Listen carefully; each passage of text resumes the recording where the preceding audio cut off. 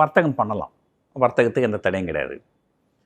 So ரஷ்யாவை America வந்து black லிஸ்ட்லேயும் வைக்கலை, கிரே லிஸ்ட்லேயும் வைக்கலை. இது என்னென்னா இது வந்து ஒரு வகையான சுயநலம் அப்படின்னு சொல்லலாம். இப்போ சார் அலாஸ்காவில் வந்து 2 நாட்டு தலைவர்களும் சந்தித்து பேச்சுவார்த்தைகள் நடத்தினாங்க. ஆனால் இப்போ நம்மக்கிட்ட அவங்க ஒரு டிமாண்ட் வைக்கல, நீங்கள் ரஷ்யா கூட நீங்கள் வந்து பிஸ்னஸ் பண்ண பேச்சுவார்த்தை அப்படின்னு நடத்துறது வந்து அது அதனால் இது தப்பு நம்ம சொல்ல முடியாது. ஏன்னா ஒரு 2 நாட்டுக்கு பிரச்சனை இருக்கும்போது பேச்சுவார்த்தை பண்ணி தானே இது பண்ணணும்.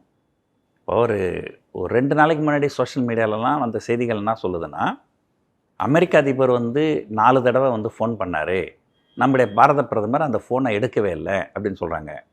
ஸோ அது எந்த வகையில் நியாயம்? நம்ம 2 பேருக்கு ஏதோ பிரச்சனை இருக்குதுன்னா நம்ம 2 பேரும் ஒன்றா சந்தித்து சமாதானமாக பேசி தான் ஆகணும். ஸோ பேசுகிறத தப்புன்னு சொல்லக்கூடாது. ஸோ பேசுகிறதுனாலே அவங்க 2 பேரும் நண்பர்கள் அப்படின்னு நம்ம சொல்ல முடியாது.